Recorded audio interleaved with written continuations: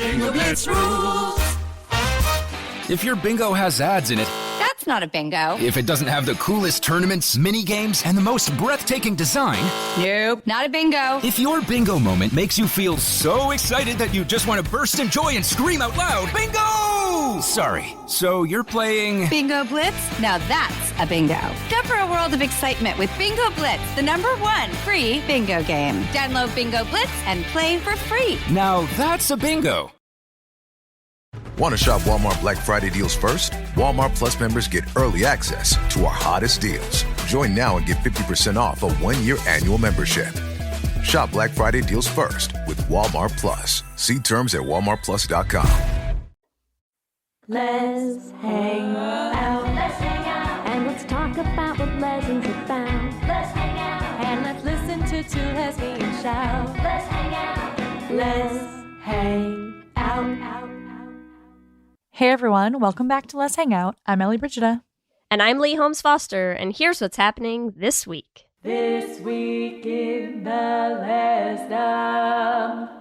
This week in the Lesdom is a place where we can touch base every episode about things going on with the podcast or otherwise. Some of you may notice today's This Week is a little bit different. So I had to travel for work last week. I was out of town all week. Ellie and I didn't record, which means we didn't record our This Week in the Lesdom in advance. And so I have roped in a special guest to join me for This Week in the Lesdom. Do you want to say hi? Hello. Kelsey's going to do our This Week with me. So you can take it away. You can take our first point here. All right, everyone. So my wife is leaving me for a full week with our 2 kids in September, you may know. But if you don't, they're going on a trip to Croatia, and you can join them. There are 5 spots left and 1 new early bird spot. You can find the sign up at bit.ly/LesDoCroatia. Great.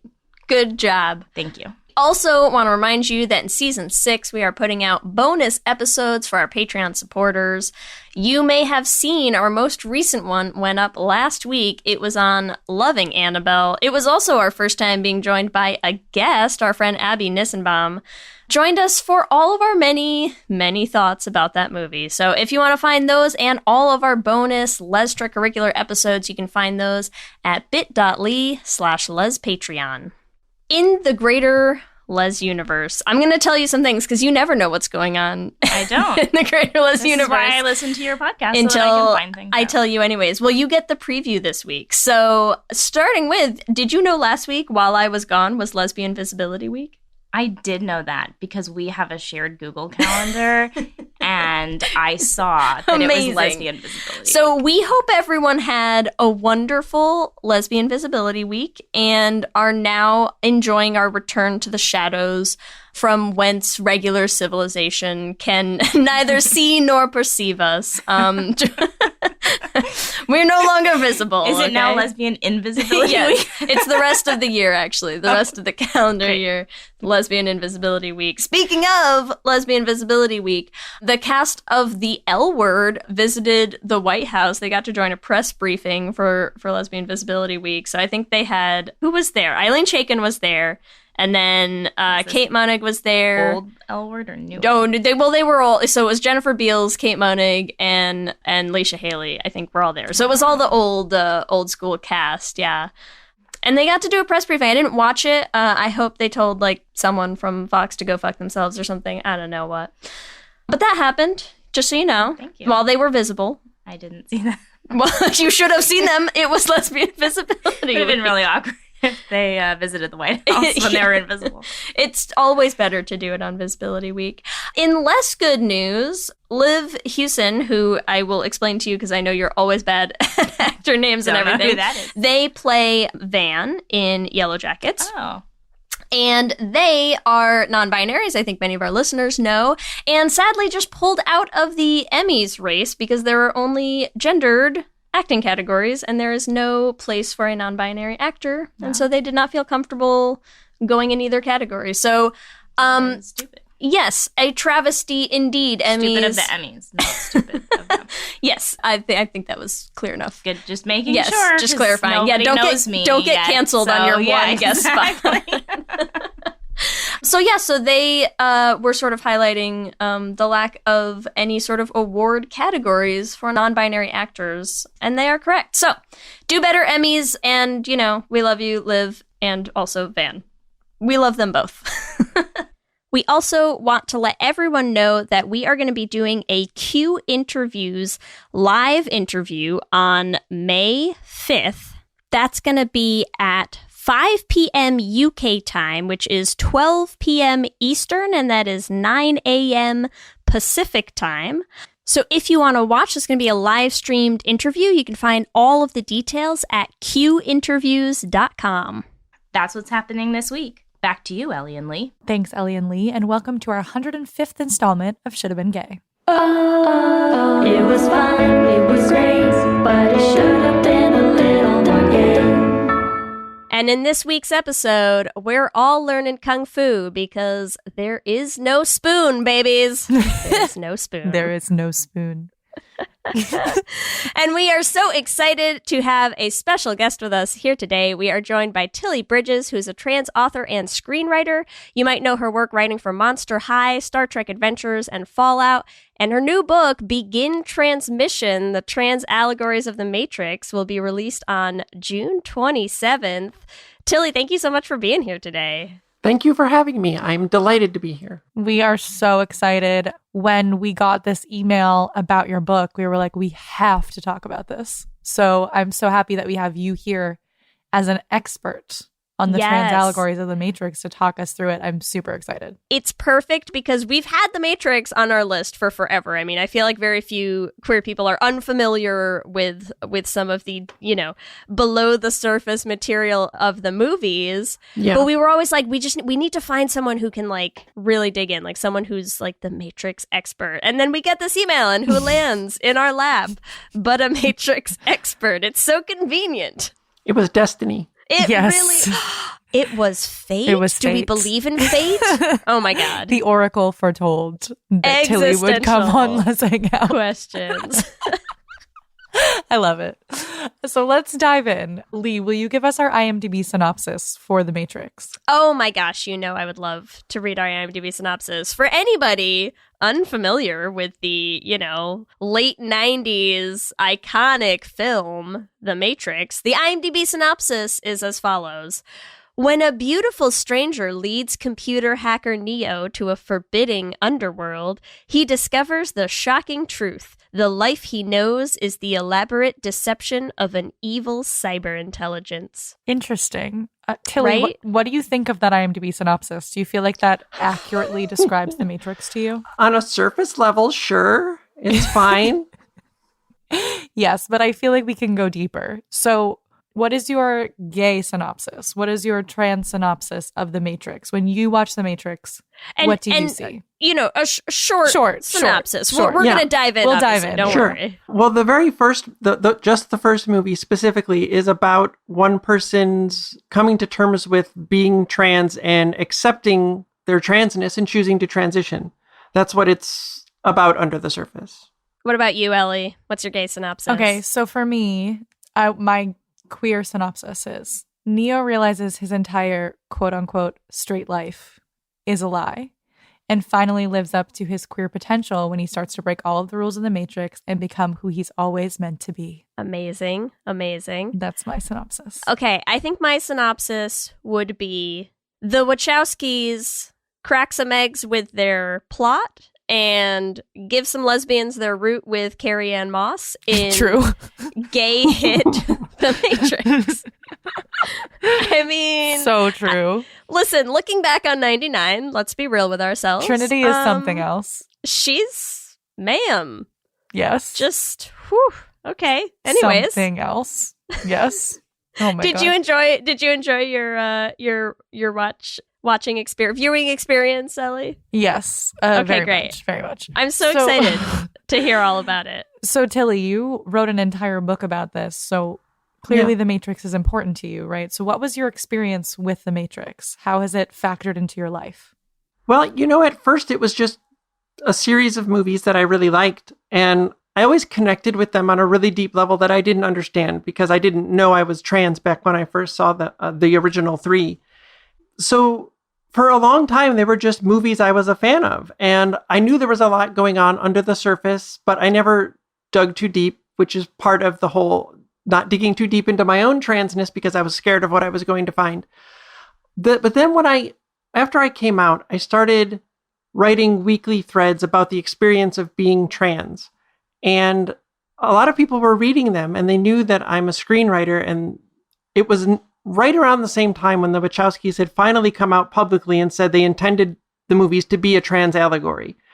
And people just kept asking me all the time, as a screenwriter, as a trans woman, what are these allegories? What do they mean? What are they saying? And I got a little fed up with being asked so much that I thought, okay, I'm going to address this in one of my essays and we'll see what happens. And so I sat down to watch them again to take notes and found that they went so much deeper than I could have ever realized in ways that I would have never been able to see until I knew I was trans.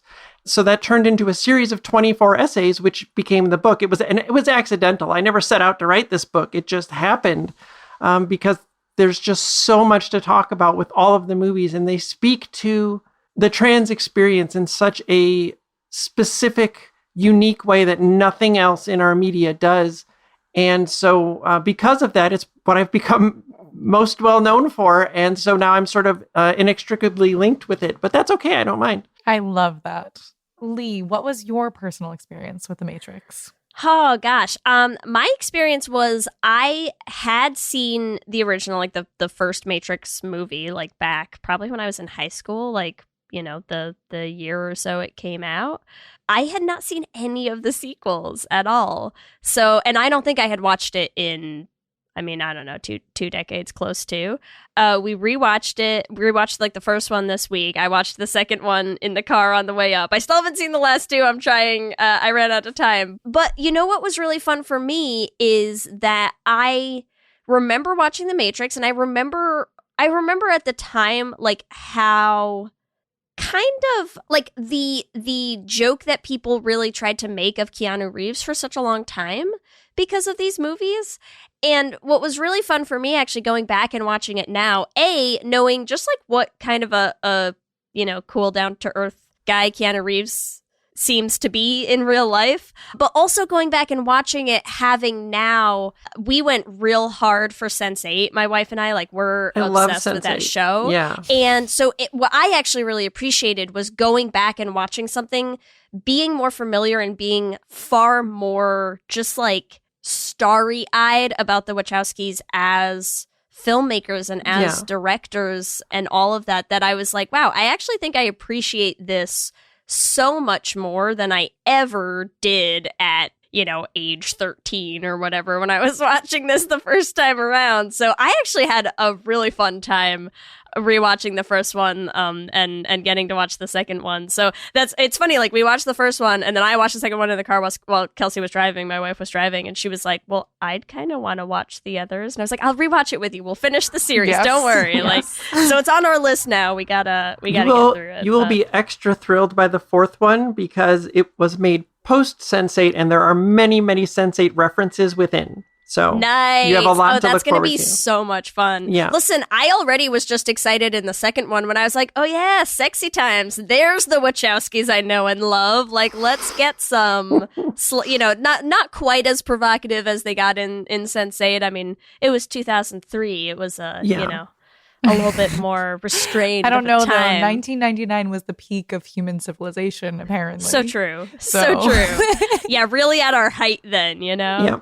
What about you, Ellie? Tell us about your experience with The Matrix. I actually had never seen The Matrix. That's so crazy. Which is wild. It's like one of those movies that I don't know, it is so iconic, and I had gone so long without seeing it. It's just part of the zeitgeist. There is no spoon. All the references. The red pill, blue pill. Yeah, right? I know all these things, and then most people have already seen it. So it's I would have to be with someone who's either really obsessed with the Matrix, which a lot of people are, or has also never seen it. The catalyst was not really there for me to see it. So to do this episode, that was my catalyst. And my girlfriend was very excited because she loves The Matrix. So she was like, yes, let's watch it together. And so we watched it, and I agree, Lee, like the Wachowskis, like they're just so good. Like, I don't know. It's like great. The story, the cinematography of it all. Like, they also did Bound. Am I right? Yep. Didn't they? Yeah. That was their first film. Yes. So like there were some things that were like reminiscent of the like cinematography in Bound, and like I was just having like such an experience. Like, it's an experience. Like, it's not just watching a movie. Like, it's so like immersive. Oh, it's great. You know what I remember like so vividly on this time around is in the first one, the scene when the helicopter's going down and he's got the rope and he's like, Trinity, and she's like, That's shooting shooting the beaner and like, just holding on to this little rope. And then you get the helicopter explosion behind her and she's like framed dead center. And I was just like, man, they just know how to frame a shot. It's so wild. Yeah, like, it's wild. It's like, so some of satisfying. the stair shots are really cool. It's great. It's good. So yeah, I thoroughly enjoyed watching it. I will say I only got through the first one, but like same, Jana's like, so we're going to watch the second and we're going to watch the rest. Like, we are on a Matrix kick now. Yeah. But I really, really enjoyed it. So I'm excited to talk about it. Tilly, I would love for you to sort of talk us through. You have 24 essays, right? So there's clearly a lot of content. So starting at number 1. Yeah, yes. Well, but starting from the beginning, starting from like really the first movie itself, like what are some of the trans allegories that you've written about that really stand out to you? Well, the first one is a good place to start because what I was very surprised to discover is that each movie has different things to say about the trans experience that builds on what came before. And so you have to go in order and you have to understand the first one to understand the second and the third and the fourth. So what you get when you look at them as a whole is they are about one person's complete transition journey. And it's that person that goes from Thomas Anderson to Neo to Trinity. Trinity is his self-actualization, the person he longs to be and does not fully become until the end of the fourth one. Most of the people around Neo are representations of his psyche. Morpheus is his subconscious and his superego. Cypher is his doubt and his id. The Oracle is his heart. It's so hard to sum up succinctly because it goes so deep and it's so layered. Yeah. Well, you don't have to be succinct. We have time. Well, so you can go into the layers. We've got all night. Yeah, I you know. can go into the layers. We're good with that. Smith starts off as sort of, I guess I sort of called it passive transphobia in the sort of a society set up by cis people and designed for cis people excludes trans people as a matter of fact. Not intentionally, but because they did not pay attention to the fact that we are real and we exist. But over the course of the first movie, he becomes active transphobia, the kind that acknowledges our existence only so that they can try to end it. And he represents that through all 4 of the movies going forward. There are other characters later on in the future films that represent different parts of Neo's psyche as he goes along his journey. The use of color is really important and intentional through all 4 movies. They establish it in the first with the pills. Red is truth. Red is always truth. When the first movie came out, hormone replacement therapy that was prescribed for trans women was called Premarin, and it was a red pill. He is literally taking an estrogen pill to begin his transition. But the converse of that is the blue, and the blue always stands for doubt. The difficult thing about doubt is it takes many forms. In the first movie, Cypher is Neo's doubt that he's trans, and that he would love to just pretend he's not and ignore it and go back to living the lie that he was because it was so much easier to live that way. In future films, his doubt morphs and changes. The second film is all about how difficult life becomes when you are an out trans person and all the ways that society comes for you once you're out and they know that. And knowing how difficult your life was going to become, would you still choose to transition? That's the doubt that Neo's got in the second movie. And that sort of carries over to the third. The third movie is about dealing with internalized transphobia and where we might be able to go in the future with society if we can reach some kind of a balance or equilibrium. And in the fourth movie, Neo has actually detransitioned at the start of it. His doubt in that movie is the doubt that he was right to detransition. And the whole fourth movie is about him retransitioning to finally truly become the Trinity he always wanted to be. So yeah, Trinity is his self-actualization, the whole person. Her name comes right from Neo, which is 1, Morpheus 2, Cypher 3. The ego, the superego, the id wrapped together, they're one person. It's a woman, the other 3 are men. She has to reconcile these supposedly male aspects of herself to attain full self-actualization, and it takes all 4 movies for that to happen. So I haven't seen the fourth movie. What happens in the fourth movie for Neo to transition into Trinity? Well, or should I not? Or should I not spoil it for myself? But I feel like you shouldn't spoil it for yourself. It would be really hard for me to explain now. Okay, you're better off just watching it and seeing that for yourself. Don't spoil it. Yeah. One of the things that struck me about the first movie is I feel like too where you're talking about Neo transitioning, right? And Neo accepting that he is the one. Right. I feel like there's also something really powerful about the fact that Neo transitioning means he's powerful, means he can take on the agents. Like he is the only person who can fight back against this system once he's really accepted himself. And I feel like that's such a this is also like a trans allegory that's a beautiful trans allegory. Like how do you personally feel about that in terms of like how the Matrix talks about transness, like in what emotionally? Do you know what I mean? I think it's got really important things to say. You know, it's strange because watching it, I've seen other programs, TV shows, movies, comics, books. Now there are more that feature actual trans people on the surface by trans people, right? But even still, nothing has gotten to speak to the experience quite as deeply as these movies have. And I'm so glad that you brought up The One, because on the surface you think, oh, so this is just another Chosen One story, which we have 1,000 of, right? Or more than that, likely. But it's not, because within the allegory, when you look at that conversation Neo has with the Oracle, knowing that the Oracle is his heart, and your heart always knows the truth, you can't lie to it, but you won't accept it until you're ready to. It can't be forced, right?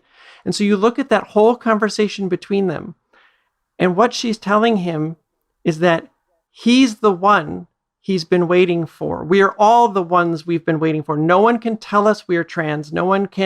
We have to accept ourselves and choose to live our truth. So we are the ones that we've been waiting to come save us. We have to save ourselves. And I think that's a really, really powerful message. Yeah. It's one of the things that again, like watching it now, because I don't think the last time I watched The Matrix, I had not seen, anything about like the deeper meaning and symbolism and like some of the other stuff. And of course it was, again, like far before the Wachowskis had transitioned, like any of that. Watching it again on the flip side of that, and really getting to appreciate some of the things that it's like, again, it's so funny watching this movie now in the year of our Lord 2023 with the current state of trans issues in our country and with the current state of like AI things where they are, it puts a different spin on a lot of things. And so it's very funny to like go back and rewatch this movie that you just know. I'm like, so many people sat there and cheered for, like the line, like the name is Neo, like so many people sat there and related to and internalized this idea of like, yeah, he gets to decide who he is, and like, you don't get to call him the name that's not him. That's like the fake world him. Like, it's so cool. And I think what was really funny about it to me, having not watched the movie in like 20 years, is like, if you had paid, like there's no amount of money that you could have paid me for me to tell you what Neo's name was in The Matrix. Like, I could have maybe told you Mr. Anderson, maybe. First name, not a chance. Like, I'm like, no, he's Neo. Why would you? What? What do you mean? Yeah. What would, and it's just because I think the movies really do an amazing job of building a narrative that like nobody could fall on the wrong side of, like no one's gonna watch this movie and be like, well, honestly, it's just a shame that Cypher guy couldn't have come out on top. Like, no. And yet it has happened. I mean, it has now. It did not in 99, right? Like, well, I don't know how early the quote unquote red pill guys started, but the really interesting thing is that the Wachowskis are such geniuses that they saw them coming and called them out right in the movie, right? Yeah. The people so hopelessly inured to the system that they defend it without even realizing that's what they're doing. They're so far inside, they think they're outside. And so, and you know what? The fourth movie actually has a lot to say about that. In addition to being about detransitioning and retransitioning, it's also very specifically about the co-opting and erasure of trans voices, specifically what has happened to the Wachowskis with the red pilling. And that's a thing that happens to trans people a lot. And it must really, really suck for them, because it sucks for me just as a trans woman and a fan of these movies to have that red pill appropriated to mean the exact opposite of everything it ever meant. And so for them, I imagine that must be an incredibly painful thing to deal with. So it was really kind of cathartic to see Lana deal with that outright in the fourth movie. Yeah. And I'm so glad that she got the chance to do that. And because some of the stuff I was reading about it today, since I didn't have time to watch the last two, that I was kind of like, trying to get a quick overview of like some of the plot and some of the stuff. And like, I was reading about how they had started filming like February 2020, right? So like had just started filming, like immediately kind of had to shut everything down. And that she almost decided not to go through with like finishing the film, right? So I think I'm excited to get to it, and I'm excited that there was an opportunity to like go back and address, I think, what had been like a huge twisting of like so many of the really central messages of the movies, Can one of you explain what the red pill guys are? Yes, sure. They're the so-called men's rights activists who believe that men are the oppressed class in society. Chiefly, they are all cis white men. Mm-hmm. And they believe that, they're the ones that are oppressed. The society that was set up and established by cis white men is out to get them. And they have it worse than trans people and then Black people and that every other marginalized community does. Women, it's everything. Yeah. Everyone's out to get them. I mean, I definitely know. I just didn't know that they were called red pill guys. That's what they call themselves, because they've appropriated the red pill. So horrible. Yeah, they post they have around. A whole Reddit channel, what are they called? Reddit, like a subreddit called Red Pill. Yeah. It's real bad. They go around encouraging people to wake up and take the red pill so you can see the truth of how cis white men are the oppressed class. And oh my God. Yeah. Like the nerve, it's horrible. Ellie, the nerve. It's wild. It's absolutely horrible. And I mean, that's also, God, it is so crazy too. Like, I don't know, since this movie came out like in the late 90s, right? I guess like, what are your thoughts about subversive queer cinema in general? I know that's like a very like broad thing to say, but do you know what I mean? Like the fact that a straight person would watch this and not quite realize what they were watching. Yeah. But we understand it. That sort of tracks through all of history though, right? So, I mean, like the inherent transness of these Matrix movies, like I always connected to, but I didn't know that's what it was. I didn't know it was there. I couldn't see it until I could see through my true eyes, right? And could identify all of these things. And I think that it's okay that cis het people can't see that, but when trans people tell you, hey, this is what it means to us and this is how it speaks to us, you just have to listen. And that's how you learn, because not everything is about you. It's so funny because when I first posted these as social media threads, the Red Pill guys found me almost immediately. And they yelled at me and they screamed at me. And their entire argument was that there was no way on earth two trans women could have written a trans story about transness. And I'm like, come on, how can you listen to yourself and even say this? But no, they can't see anything outside of themselves because, it's that refrain of when everything has always been about you, anybody else getting even slightly some rights feels like oppression because you're not centered suddenly, and they've been centered their whole lives in every piece of media and every piece of news forever. And so trans people saying, hey, wait a minute, this one franchise by trans people is actually about trans people, they lose their minds. Yeah. And it's wild too that like the Wachowski sisters literally said it was. Like, no, we're not making this shit up. Like, the people who wrote it said it's a trans allegory. Well, I mean, like, some of it is so obvious. Like, Thomas Anderson, his dead name, translates roughly to twin of the masculine. That's not an accident when you're trans women making a movie. That's not especially in a movie where, like, all of the names are, like, so... Like, there's no subtlety, right, in the naming scheme that's really of this funny movie. Like, because I call it out so many times in the books. There is, besides just the names, there are so many things that they do that I call super text, because they're the opposite of subtext. It's so surface, you have to be willfully ignorant to ignore what they're saying to you right here.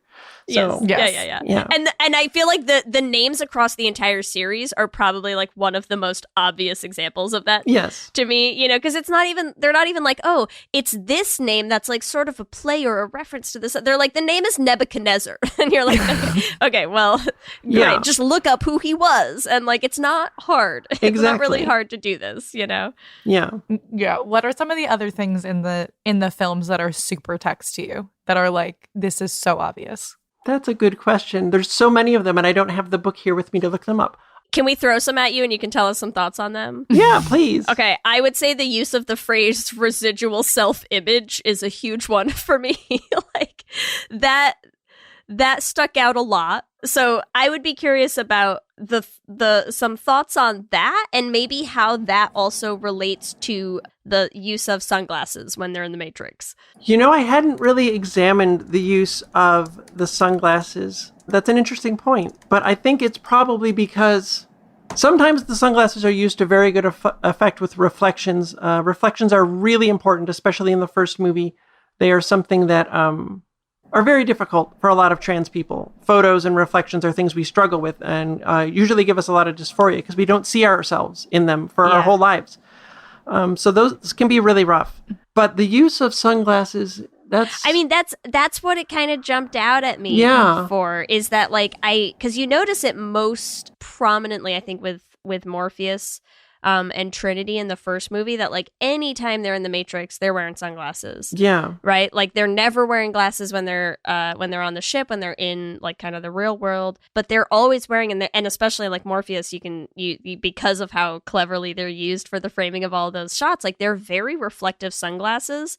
And I feel like what that looks like to me is that none of these characters ever have to like look at their own reflections in the projections of themselves that have this like residual image of their, like, how they were in the Matrix, you know? That's a very good reading. I like that. So I feel like there's just, I don't know, and also just how they dress, like just the style, like, you know, the kind of over the top, like just the all black floor length trench coats, boots, like just there's so many cool things I think about how the characters, once they get out, relate to going back in, you know? Yeah. It's actually interesting that you bring up Neo's coat, because they use it in very specific ways. In the sequels, he's not wearing a trench coat. He's wearing what looks like a dress. Now, they couldn't put him in a dress, but it's as close as they could have gotten to him. And he routinely does a dress go spinny, if you are familiar with the terminology.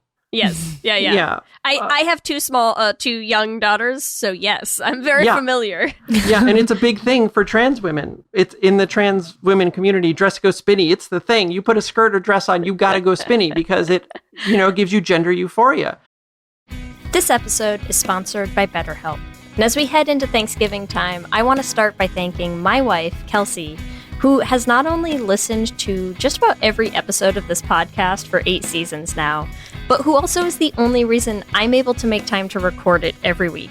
She takes the kids, gets them dinner, and gets them ready for bed, just so that Ellie and I can come on and yell about gay things into each other's faces for an hour. So here's a reminder to send some thanks to the people you're grateful for in your life, including yourself. I've been in therapy for a long time now, and one thing that's so important about therapy is how it teaches you to be more intentional. And being intentional about gratitude and how to show that to the people you appreciate is just one of the many benefits that I've gotten from therapy over the years. If you've been thinking of starting therapy, consider giving BetterHelp a try. I know how hard it can be to find time for regular therapy, and BetterHelp is designed to be flexible and convenient for your schedule. You can fill out a brief questionnaire to get matched with a licensed therapist, and you can switch therapists at any time for no additional charge. If you want to start being more intentional about gratitude in your life, visit betterhelp.com/letshangout today to get 10% off your first month. That's BetterHelp, HELP.com/letshangout. Let's hang out. For many businesses, the holiday season can be both an exciting and stressful time. With so many balls in the air, one thing you definitely want to know you can rely on is how you're selling your products. And with Shopify, you can rest easy knowing it's the home of the #1 checkout on the planet. Nobody does selling better than Shopify. And when it comes to successful brands like Aloe, Allbirds, or Skims, an often overlooked secret is all the things that go on behind the scenes that make selling, and for shoppers, buying, simple. For millions of businesses, if you take a peek behind that curtain, you'll see that Shopify is what makes it all possible. Shop Pay boosts conversions up to 50%, so that's more happy customers and way more sales going. It's true all the time, but especially this time of year, your commerce platform better be ready to sell wherever your customers are scrolling or strolling, on the web, in your store, in their feed, and everywhere in between. Businesses that sell more sell on Shopify. Upgrade your business and get the same checkout we use for Realm merch with Shopify. Sign up for your $1 per month trial period at shopify.com/realm, all lowercase. Go to shopify.com/realm to upgrade your selling today. Shopify.com/realm.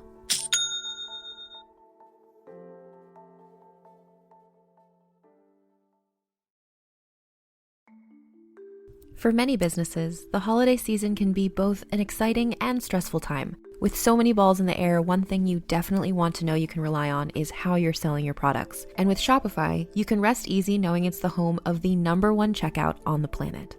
Nobody does selling better than Shopify. And when it comes to successful brands like Aloe, Allbirds, or Skims, an often overlooked secret is all the things that go on behind the scenes that make selling, and for shoppers, buying, simple. For millions of businesses, if you take a peek behind that curtain, you'll see that Shopify is what makes it all possible. Shop Pay boosts conversions up to 50%, so that's more happy customers and way more sales going.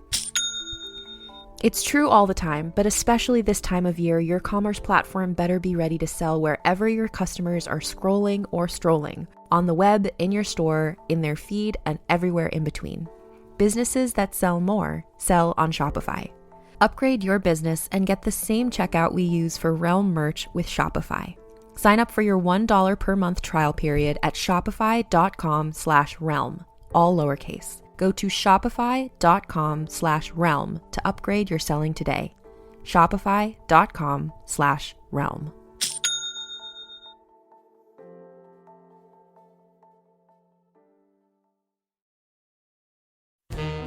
There's a lot going on right now. Mounting economic inequality, threats to democracy, environmental disaster, the sour stench of chaos in the air. I'm Brooke Gladstone, host of WNYC's On the Media.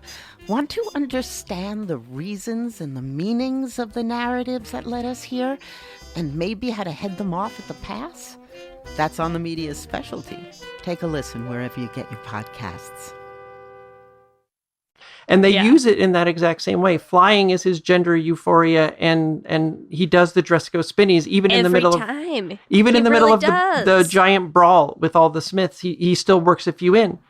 Yeah. But in the fourth hilarious. one, especially, if you watch Neo's coat, the length of it, for no reason whatsoever, changes throughout the movie.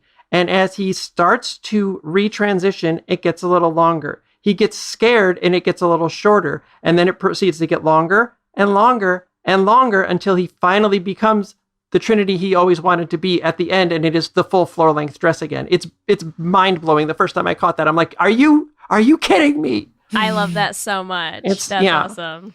It's really good. We're going to have to watch for that.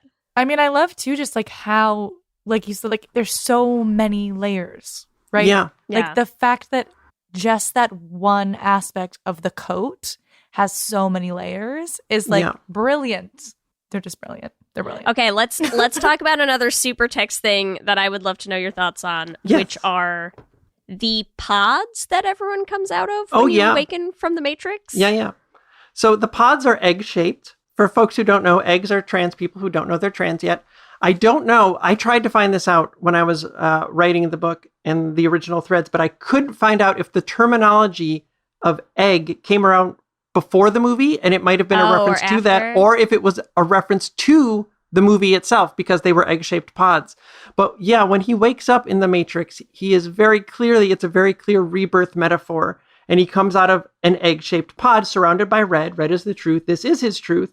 And he can see how, all of society is being used to extract power for those who are at the top of the Matrix. And the Matrix is our cisgender binary that we're all forced into at birth, set up and run by cishet white men. And one of the other really genius things that they do that again holds through all of the movies is that you note in the real world, Neo has, and not just Neo, but also Morpheus and Trinity, they have those modifications to their bodies due to being hooked up to the Matrix, right? The little like tube ports that are all over their spine and their arms.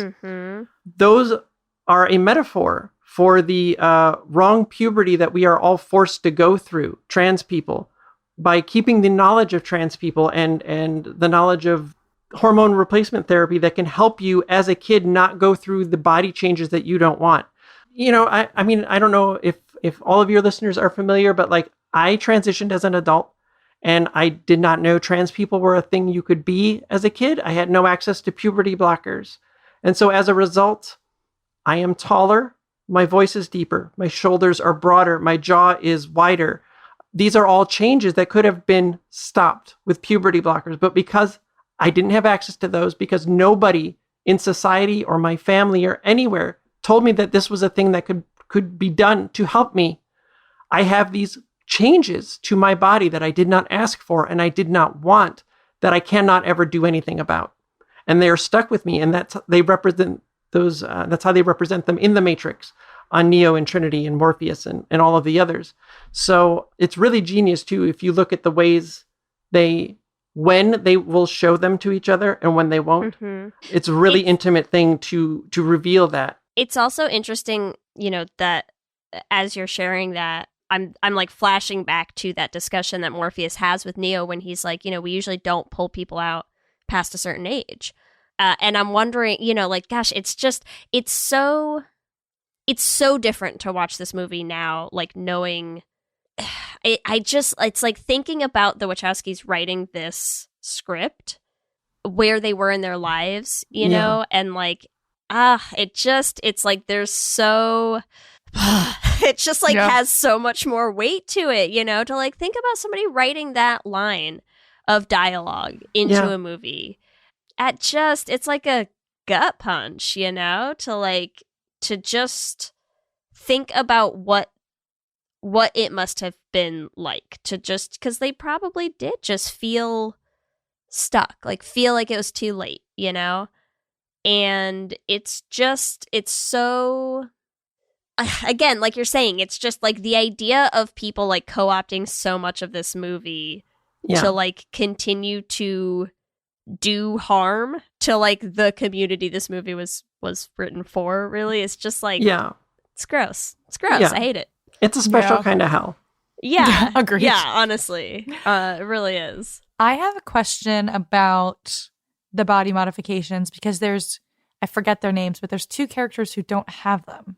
Yeah, Tank and Dozer. Yep. What do you think about that? Like, what does that mean? Okay, so in the first movie, Tank very specifically represents the trans community. That's later in the sequels come to be represented by Zion and then Io.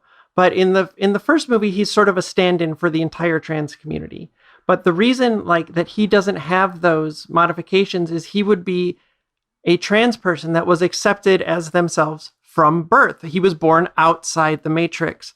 And so he did not have to go through the body modifications because he may have had access to puberty blockers that stop those irreversible changes from happening to his body. And so that's why he does not have those. And all those people who are quote unquote born outside the matrix don't, because they were not forced into a gender binary at birth. Also, speaking of binary, maybe this is a stretch, but maybe it's not. And correct me if I'm wrong, computers, but like the matrix is in binary code? Question mark? Is that correct?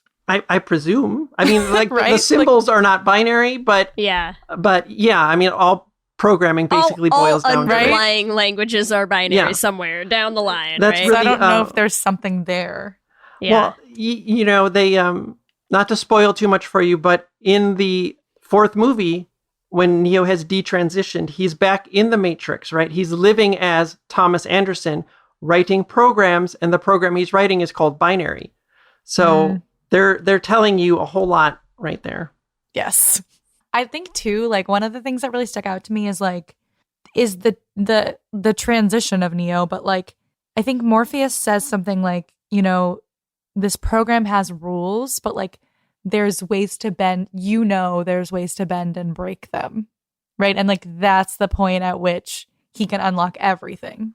Right. I just find like where it's like if we're going to talk about it as like the Matrix is our society, I think also that message is super powerful to say to trans people and like to the queer community of like, this is not built for you, but also you are like, you're smarter. Like you know what I mean? You can create your own reality. There is no fucking spoon.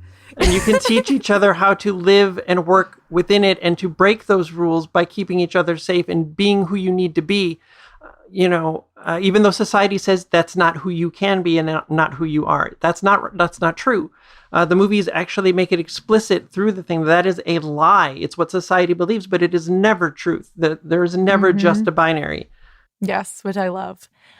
Also, like, would love to just talk about like what you sort of touched on here of like, I saw it so much as like all of these people, Morpheus, Trinity, like are a little like queer community. Like they're on the outskirts of society. And like you said, like they take care of each other and try to keep each other safe. Right. Ellie loves a found family. I do love a found family. I do. Yeah. I mean, it's a little hard for me to see that. I mean, I do see it, but it's harder for me with the main cast because I can't see them as anything other than aspects of Neo himself, right? So he's his own little found family, all these different parts of himself that he's got to reconcile and pull together. But they do get into that much more so in the sequels. There are a lot of other characters that you will see that stand in for the trans community, the queer community, and you see the ways that we have to protect each other and stand up for each other. The people who've been out for 20, 30 years and the people who just came out and how we're kind of in awe of each other and it's mutual support all the way through. So they deal with that a lot in the second and third especially. Also like, I guess maybe we could talk more about like Zion itself. Yeah. What does like that particular city mean in terms of like the general allegory? Once you get to it, it's mostly just showing how we are all interconnected with each other and we need to rely on each other to survive in the society that we're stuck in. It's actually really difficult for me. The third movie, I love it. There's the giant action sequence where Zion comes under attack. And as a sci-fi action sequence, it is breathtaking. It's so long. It goes on for a really long time and it's never boring. It is never dull. It is invigorating. It's stunning, but it's so hard to watch because it is an attack by society on the trans community. And a lot of trans people don't make it out alive. And that is reflected in this battle. And so when you know things like that, when you know what they're saying and what this all means, some of the spots become really tough. In the second movie, there's the Burley Brawl, which I know, Ellie, you haven't seen it yet, but there's like 50 or more Smiths that attack Neo at once. And it's a really fun action scene, and you've kind of, especially at the time it came out, never saw anything like it before. But when you know what it means, it becomes really hard to watch because Neo has just accepted his transness. He's choose to transition. So he's out as a trans person, and that is all of society coming for him at the same time. It's every time a trans person is dead named. It's every time we're misgendered. It's the super awful, super binary airport scanners where the TSA agent has to push male or female when a person walks through, and how awful that is for trans people. It's, bathroom bills. It's trans kids in sports. It's losing our rights state by state by state. It's like 50 other things, and we have to deal with it all every single day. And it's one thing on top of another, and it never stops. And so watching that scene again becomes really tough, really emotional, because that's like everyday life for trans people in this country. And it was even worse for them back then, I'm sure, because you couldn't really even, how many out people did you know in 1999 or the early 2000s? There were so few. So, I don't know. It's wonderful and it's breathtaking, but some of it is really, really personal to a lot of trans people. And so it can be a little emotional at times. I mean, I can definitely understand that. It would definitely be emotional to watch. Yeah. Can I ask about another super texty thing that I feel like we have to Yes, please. Please talk about? If you're going to talk about the Matrix movies, I feel like we have to talk about the character of Switch. Yes, Switch. Oh, poor Switch. Poor Switch. Not like Switch. this. Not like this, indeed. Like well, this. And it's like, I mean, yeah, I'm gonna try to like not drag us down into like again like the meaning of that moment in and of itself. But I think just like one of the very first things I ever saw when I started, like reading about some of the allegories and the symbolism in the movies was like the original plan for the character of Switch, which was to have different gender presentations or different genders really in reality and in the Matrix, and how that wasn't, they couldn't get that to fly, I think, at the time. Yeah, they weren't allowed. Yeah. So talk a little bit about like what your thoughts are on Switch, or like, do you think it would have been different? Like, what would it have been like to get to see that character as they were kind of originally envisioned? Well, it would have been life-changing because you didn't get to see trans people on screen ever back then. But it also would have been heartbreaking knowing what happens to Switch, and what happens to most trans people in most media still is that we are the victims of violence, or we're else horrible perpetrators of violence, or just the butt of a joke. So that it's kind of a double-edged sword, I think, if Switch had gotten to be trans. But if there was a tweak to the story where maybe somebody else died there and Switch got to live, maybe, that could have worked a lot better. But it's really interesting with Switch because they still kind of tried to make them trans. Oh, yeah. Visually, like there's... The scene where Neo takes the pill, Switch is wearing what looks like a chest binder under a blazer. And there's another scene in The Matrix where Switch comes out wearing a flesh-colored top under their white suit. And it almost looks like a bare chest. And so I'm like, they were so sneaky about it. I'm like, you could almost... I mean, just like the hair, the different hair stylings in and out of the Matrix for Switch. Like, it was very... Like, again, watching it now, like stuff I wouldn't have picked up on the first time I watched the movie. You were just like, oh, here's a character. Sure. Switch. Great. Watching it again, it was just like, very subtle... Well, I mean, not even subtle, but just Not like very subtle, small changes that like immediately... you watch it now, especially like, Ellie and I talk all the time about going back and watching movies with, like wiser, gayer eyes. But yeah, I mean, it's just, it's like you look at the different ways that Switch is wearing their hair in the Matrix and like the difference in their clothes and stuff. And you're just like, oh. Well, also just like in terms of super text, like the name Switch. Yep. Like it was right very there. on the nose. It's very on the nose. Yep. Yeah. I mean, I don't know what happens in the fourth, but like, how would you have felt if Neo presented differently in both? Like if it was like this main character rather than a character who gets killed. I think, well, that's interesting because I don't know. It's hard to say because it would break the rest of the allegory with what they did with Trinity being the person inside and who he wants to be. And so if Neo actually got to change that way, it would break everything else. So I'm not sure, but it would have been really cool if there was a way to do that while maintaining everything else. But that was not to be. So yeah. Oh man, this movie is like has so much. There's so so much. There's a lot. I know. What else do we want to talk about in terms of the allegories? Anything else that like really sticks out to you that we have not covered?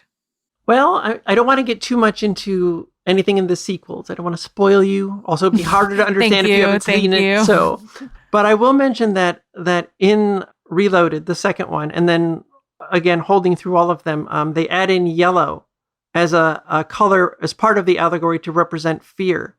And the genius thing about their use of red, blue, and yellow is that the combinations of them also work. So if you see something that's purple comes from red and blue, which shows you there is truth, but also doubt at the same time. The green overcast of all the movies when they are in the Matrix shows you that the entire Matrix is based in fear and doubt. Blue and yellow is green.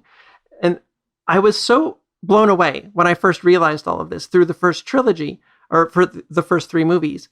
But I wrote all of my allegory essays about the original trilogy before the fourth movie came out.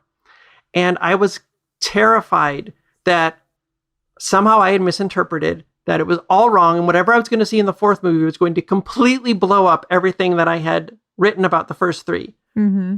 And instead what it did is reconfirmed all of it all the way through, which really blew my mind.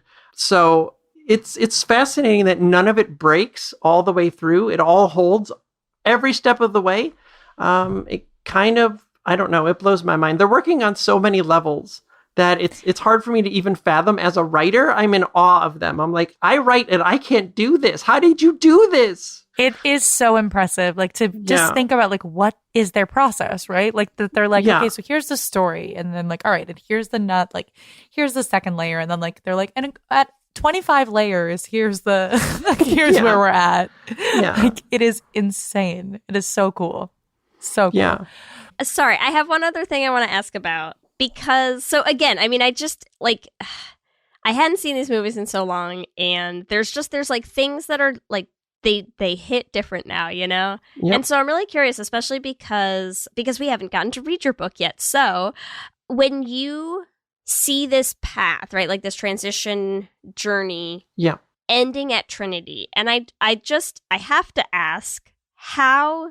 There's a scene in the first movie, because, like, so my wife and I were talking about it in the first movie, where it's like the piece that I do find a little bit to be the funniest in the first movie to me is like the rom-comminess of the ending, right? I actually also started laughing at that part. Oh no, it's great. It's great. I mean, I was like so in, and then I was like, oh, okay, and now we have to have the love story component and whatever. But but here's what I find fascinating about the journey that you're presenting sort of recasts that whole scene to me in terms of having Trinity say, like, you know, express this pure love for Neo.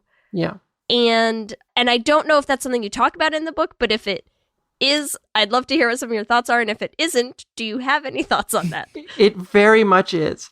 So the romance, the quote-unquote romance in the surface-level sci-fi story between Neo and Trinity within the allegory is actually Neo's self-acceptance, coming to terms with who he really is.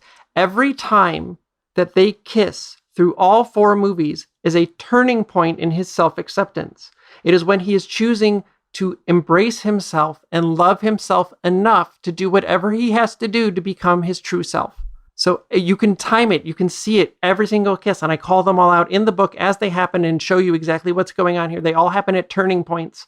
And at the end of the first movie, when that happens, that's the moment where he said, I've started to transition and look how hard things have gotten, and I'm going to do it anyway because I'm worth it. No matter what society says, I love that so much. I know myself better than society does, and I know who I am, and this is me, and that's who I'm going to be. Yeah. Well, and that probably helps explain why, like, as a romance, I think it feels very clunky. Or I don't know if clunky is the right word, but it's like, it doesn't feel like a romantic enough. Like, there's not I don't know how to explain it. It feels like it's something else. Yeah, Do you know it what I doesn't mean? feel like romantic love. It's a different kind of Yeah. love. Yeah, Yeah. it's it's hilarious. When I wrote one of the first essays talking about this, somebody replied to me and they said, I never liked the romance between Neo and Trinity because I thought they looked like siblings. And that grossed me out. And I'm like, well, they look like each other for a reason. That was on purpose. Yeah. They were cast to look like each other because they're the same person. Well, and there's that, and then it's also just like, when they have that moment where she's like, "And I love you," and Kelsey was like, "Have they spoken?" Like, she was like, because when you watch the first Matrix movie, like, it's not like a bad thing about the movies because they are visually, like, they're great. The fight scenes are a huge component of the movie, but she's like, this doesn't feel like there's actually been that much time. Like, there's not a whole lot of things that happen, right? Like, plot wise, like, you spend a lot of time on like what is in reality like a pretty short story, And so she was like, how much time have they even spent together? And I was like, rom-coms, like, but even within the world of a rom-com, it just kind of like it like feels forced when you try to think about it from a romantic standpoint. Yeah. Yeah. Because I don't think it's building on a romantic It's not. When you think of it the other way, he's been with himself his whole life, right? And so if you watch it again, I tell people that once you know about these allegories, once you've read the books, you will never watch the movies the same way again because it all changes. It all means in something entirely different. And when you know about what those kisses mean and about the turning point in this one person's journey, they mean so much more. The romance is gone, but there was hardly that much to begin with in the surface story anyway.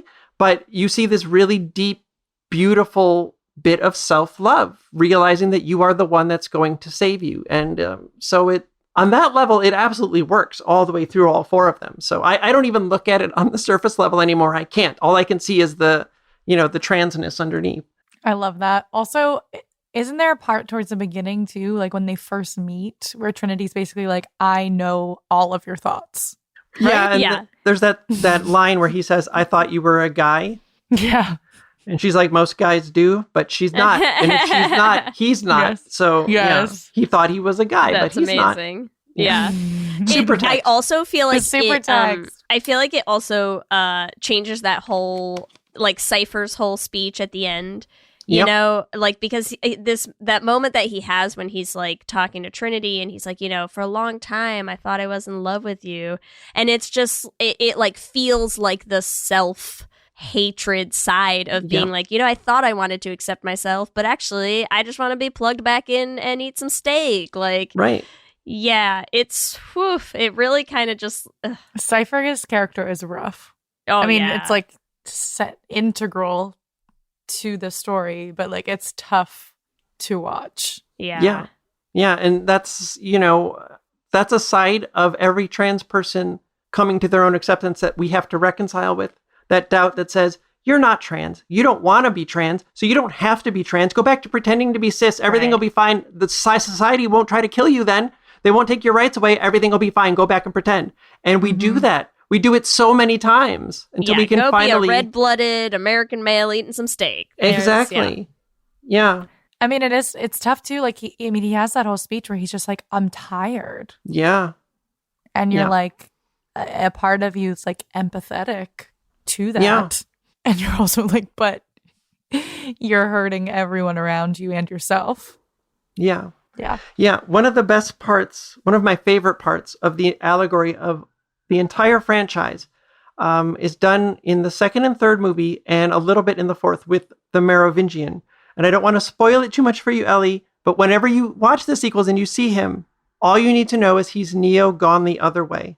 He's a trans person who rejected his transness, and everything from there on will blow your mind. Yeah.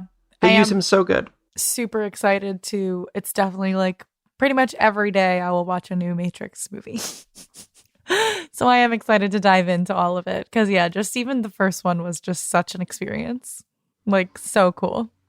And I feel like, why didn't I see them earlier? You have until June, Ellie. You can watch them all, and then we can read the book. Yeah. Yes. There you go. You know, the original sequels were kind of derided by a lot of the public. I always loved them. They're kind of held up as not being as good and being more confusing. And I think the reason that is because they go much deeper into trans issues. And so they are a little more difficult for cis people to understand. They were a little more difficult for me to explain in the books because they're not as straightforward. You have to really understand what trans existence is like to get them. So, I hope you have a good experience with them. I think they're great. I think so. Yeah. I mean, my girlfriend was like, loves all the sequels too. So she's like just waiting. She's like, oh my God, you're going to get to see all of these. So Amazing. It's going to be She has fun. excellent taste. I wish I could watch them with you for the first time. I know. It was definitely an experience. I tend to ask a lot of questions during movies. So she was like, don't ask me any questions. And I was like, all right, I will just sit here and live and I won't ask any questions. Just experience. Just experience it. Yeah. I hesitate to ask Ellie, are we even going to try to do ships for this movie? I feel like 'Cause we it's hard. shouldn't.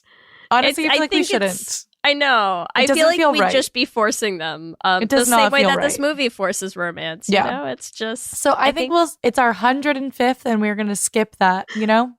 Okay. We've done it for many I'm before. okay with that. But I just don't feel like it's it doesn't feel right. So sorry, listeners, but it does not feel right. We covered a lot of ground, and anything else is going to be covered in your book. So if you listeners are like, wait, but you didn't say this, read the book. It's going to come out. That means we're ready, Ellie. I'm ready. Let's do it. All right.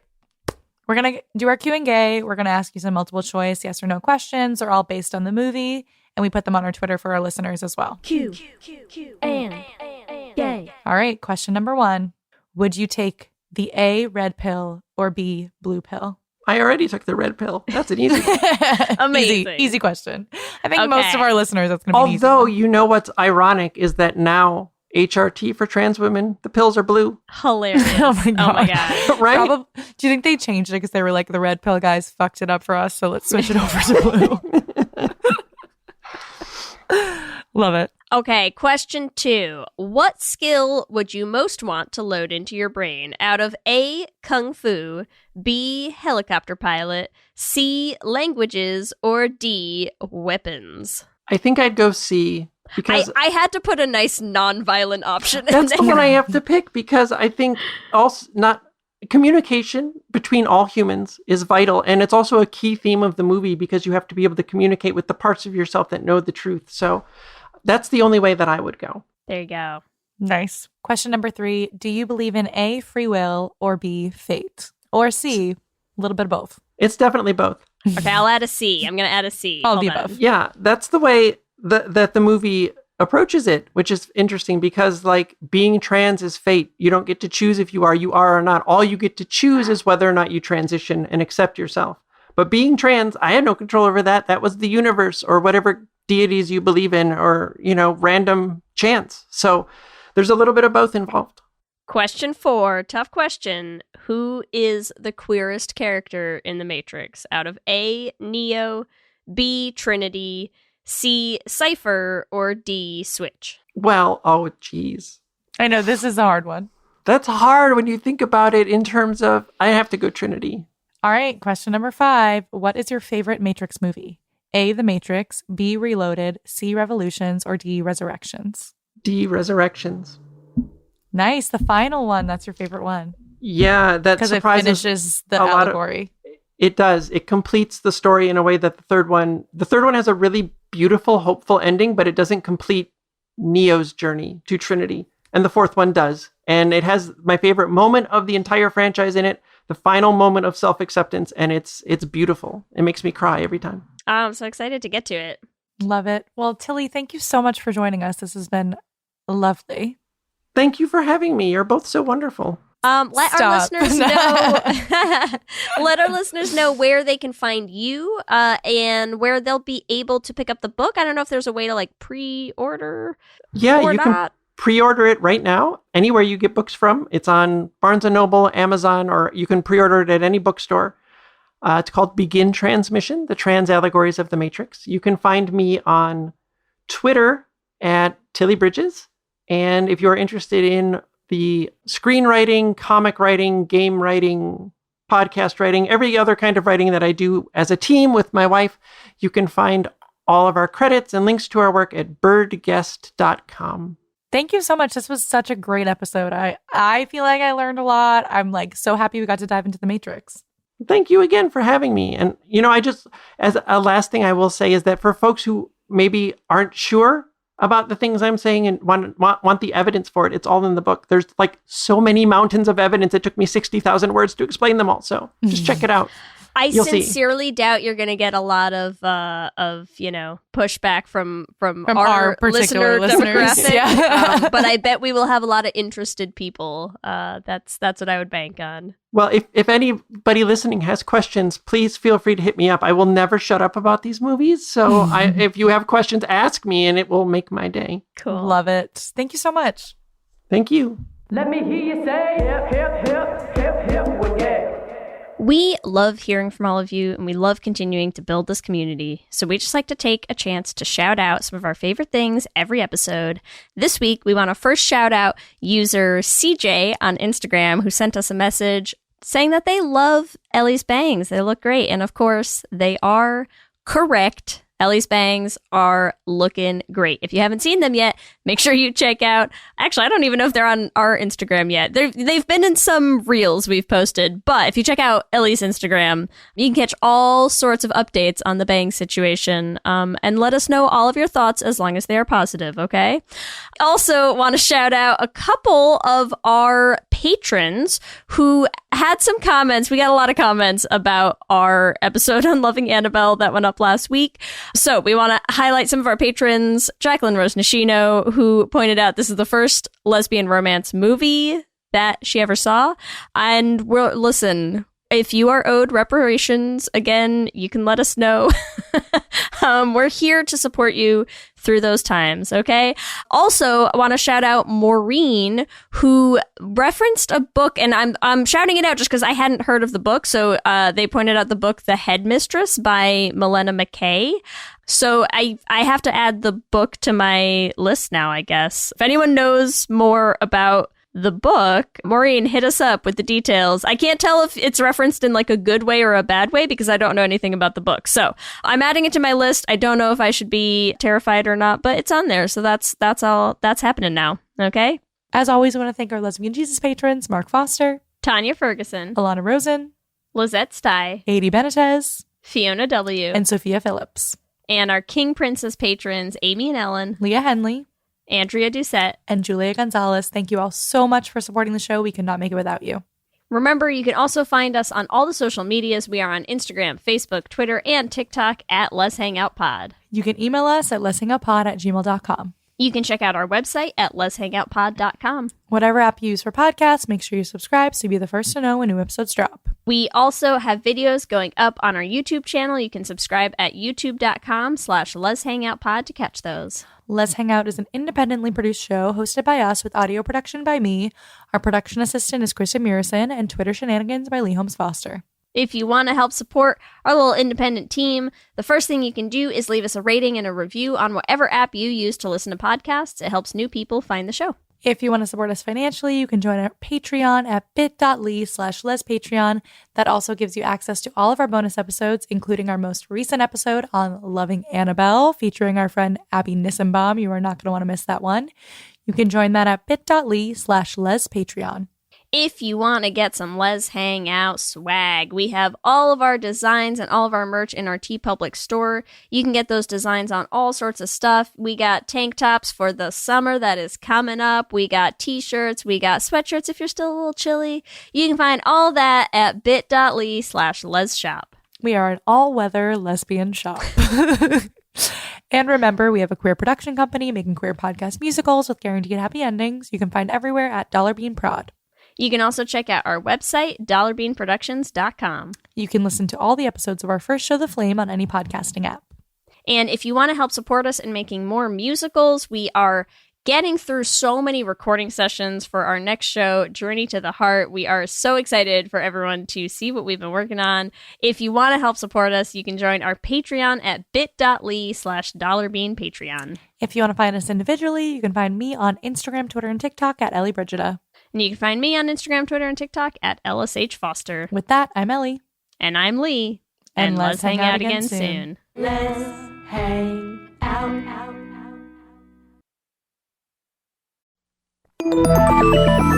Listening to a podcast should be time well spent, and I promise it will be if you'll give this podcast a try. It's called Something You Should Know. I'm the host, Mike Carruthers, and in every episode, I talk with leading experts on topics I know you will find fascinating. From why people can't keep secrets, what your favorite music says about you, why your pet acts in strange ways, and so much more.